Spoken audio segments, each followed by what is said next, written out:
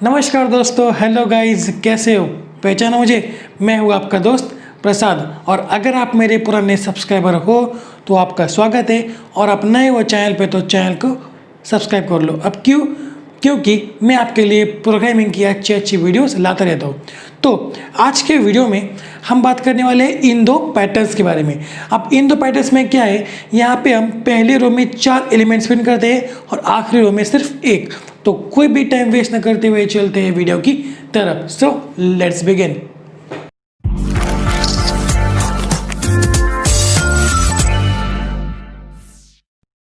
So guys, पिछले video में हमने ये वाला पैटर्न जो है वो प्रिंट किया था। वहाँ पे हमने पहली रो में एक एलिमेंट, दूसरे रो में 2 एलिमेंट, तीसरे रो में 3 एलिमेंट्स और चौथे रो में 4 एलिमेंट्स प्रिंट किए थे। बट आज के वीडियो में हम इसको रिवर्स करने वाले, मतलब उल्टा करने वाले। यहाँ पे इस वीडियो में हम पहले रो में 4 एलिमेंट, दूसरे रो में 3 एलिमेंट, तीसरे रो में 2 एलिमेंट और चौथी रो में सिर्फ 1 एलिमेंट प्रिंट करने वाले। तो देखते कि हमें कैसे कर सकते हैं। तो देखो, जैसे पिछले वीडियो में था, यहाँ पे भी हमें 2 फॉर लूप की ज़रूरत पड़ने वाली है। पहली फॉर लूप जो है वो रो को वैरी करेगी और सेकंड फॉर लूप कॉलम को वैरी करेगी। तो पहली फॉर लूप क्या होगी? For i is equal to 1, i is less than equal to 4 और आई प्लस प्लस, मतलब कि यहाँ पे हम 1 से 4 तक रो को वैरी करेंगे, क्योंकि यहाँ पे 4 रोज है इसलिए। ओके, तो उसके बाद अब ये फॉर लूप जो है वो दोनों में सेम ही है, बट दोनों में डिफरेंस आता है सेकंड फॉर लूप की वजह से। अब देखो, तो इस वाले पैटर्न की सेकंड फॉर लूप क्या थी? वो थी for j is equal to 1, j is less than और इक्वल टू i और j प्लस प्लस।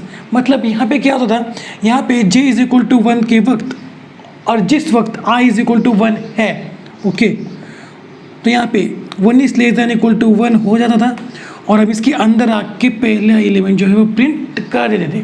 अब उसके बाद j प्लस प्लस होने पर j की वैल्यू हो जाती थी 2 और 2 is less than equal to 1 बिल्कुल नहीं, तो एक कंडीशन सेटिस्फाई नहीं होती थी, तो हम अगली रो की तरफ जंप करते थे। और ऐसे ही हम पहली रो में एक एलिमेंट, दूसरे रो में 2 एलिमेंट्स ऐसे हम प्रिंट करते थे। बट यहाँ पे क्या होता है, तो देखो, पहले मैं इसे रफ कर लेता हूँ। यहाँ पे मैं सेकंड फॉर लूप को for j is equal to 4 से शुरुआत करूँगा और इसकी कंडीशन दूंगा j इज़ ग्रेटर देन और इक्वल टू i और j माइनस माइनस। अब तक हमने सिर्फ इंक्रीमेंट ऑपरेटर का यूज़ किया था, बट यहाँ पे मैं पहली बार डिक्रीमेंट ऑपरेटर का यूज़ करना हो। अब ऐसा क्यों? j is equal to 4, j is less than equal to i, मतलब कि जब i की वैल्यू 1 होगी तब ये फॉर लूप 4 बार एग्जीक्यूट होगी और इन 4 नंबर्स को प्रिंट कर देगी। और जैसे i की वैल्यू 2 होगी तब ये फॉर लूप 3 बार एग्जीक्यूट होके सेकंड रो में ये 3 एलिमेंट्स प्रिंट करा देगी। ओके, अब हम इसके अंदर चलेंगे। तो यहाँ पे प्रिंट एफ %d और a। तो देखो, यहाँ पे हमें i, j और a ऐसे करके 3 वेरिएबल्स की ज़रूरत पड़ने वाली। तो इंटीजर i, j और a, अब मैं a की वैल्यू को जो है वो 1 से इनिशलाइज कर लेता हूँ और उसके बाद अब यहाँ पे मैं a प्लस प्लस करके हमेशा a की वैल्यू को 1 से बढ़ा दूंगा। अब इसके बाद बहुत सिंपल है, जैसे कि हमने पिछले वीडियो में देखा था, printf /n। अब मैं इस /n की मदद से नेक्स्ट रो में जंप कर जाऊंगा। ओके, सो गाइस, अब हम देखते हैं कि इसका एग्जीक्यूशन कैसे होगा। So start with i is equal to 1। So 1 is less than equal to 4 बिल्कुल है, तो हम इसके अंदर आएंगे। तो यहाँ पे second for loop j is equal to 4। So 4 is greater than और इक्वल टू 1 बिल्कुल है, तो हम इसके अंदर आएंगे। और प्रिंट एफ %d a की मदद से a की वैल्यू जो 1 है हम उसे प्रिंट कर लेंगे। ओके, अब उसके बाद a प्लस प्लस की मदद से मैं a की वैल्यू को बढ़ा दूंगा 1 से, जो अब वो बन गई 2।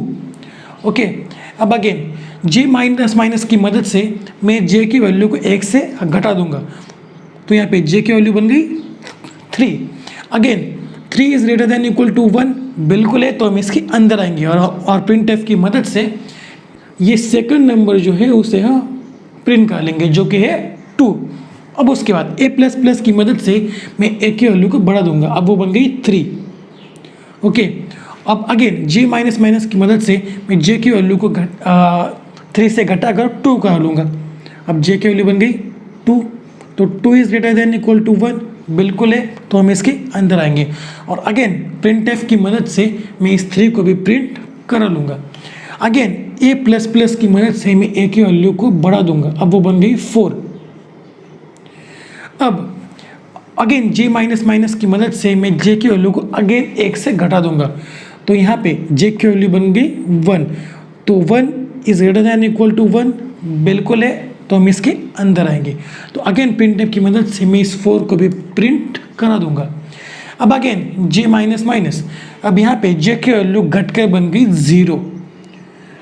अब 0 इज ग्रेटर देन 1 बिल्कुल नहीं, तो ये कंडीशन सेटिस्फाई नहीं होती, तो इस फॉर लूप का काम समाप्त हो चुका है, तो मैं इससे बाहर चलाऊंगा। ओके, तो उसके बाद प्रिंट एफ स्लैश एन की मदद से मैं सेकंड रो की तरफ जंप कर जाऊंगा और ऐसे ही करके ये सारे एलिमेंट्स एक एक करके प्रिंट हो जाएंगे।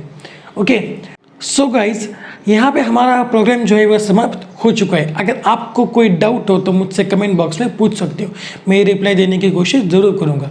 और यहाँ पे एक और बात है गाइस कि जब तक आप ये प्रोग्राम खुद से करने की कोशिश नहीं करोगे तब तक आपकी थिंकिंग पावर, आपका लॉजिक डेवलप नहीं होगा, और जब तक आपका लॉजिक डेवलप नहीं होगा तब तक आप एक अच्छे प्रोग्रामर नहीं बन सकते। तो मेरी सलाह मानोगे तो आप ये प्रोग्राम खुद से करने की कोशिश ज़रूर करना। ओके, तो हम चलते हैं हमारे लैपटॉप स्क्रीन की तरफ। So guys let's start with hash include. Hash include stdio.h पहली हेडर फाइल, उसके बाद second header file include conio.h, उसके बाद void मेन फंक्शन, उसके बाद यहाँ पे हमें 3 वेरिएबल चाहिए, sorry integer i, j, a की वैल्यू को मैं 1 से इनिशलाइज कर लेता हूँ। उसके बाद क्लियर स्क्रीन, उसके बाद मैं अपने यूज़र को एक मैसेज प्रिंट करूँगा, प्रिंट एफ पैटर्न इज, उसके बाद सॉरी इसके बाद मैं स्लैश एन का यूज़ कर लेता हूँ, स्लैश एन। उसके बाद हमारा फॉर लूप जो है वो शुरू हो जाता है। तो for i is equal to 1, i is less than और इक्वल टू 4 और i प्लस प्लस। अब इसके अंदर हमारी दूसरी फॉर लूप आएगी, for j is equal to 4, j is greater than और इक्वल टू i, ओके, और j माइनस माइनस। अब इसके अंदर मैं a की वैल्यू प्रिंट कराते चलूँगा, प्रिंट एफ %5d।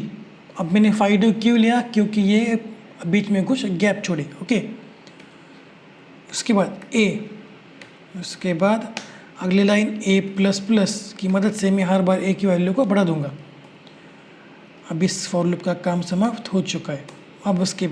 अब इसके बाद प्रिंट एफ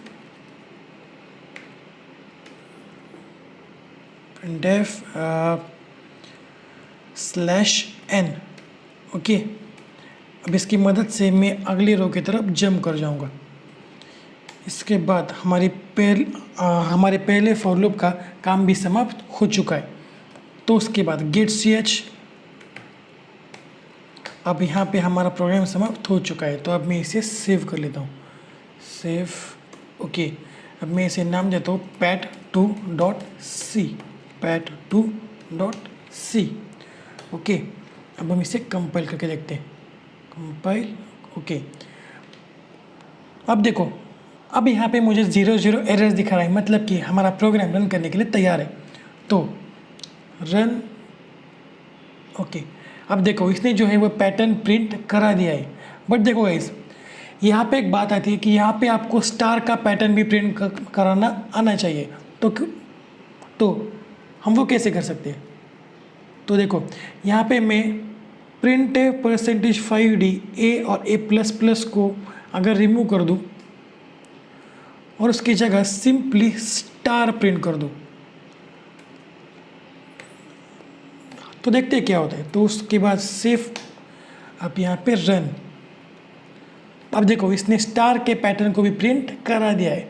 सो गाइज आज का प्रोग्राम हमारा समाप्त हो चुका है, इसका एग्जीक्यूशन भी समाप्त हो चुका है और हमने इसे रन करके भी देख लिया है। So that's it for today guys. अगर आपको ये वीडियो पसंद आती हो तो इस वीडियो को लाइक कर दो, नए हो तो चैनल को सब्सक्राइब कर दो और मिलते हैं अगले वीडियो में। तब तक के लिए बाय बाय।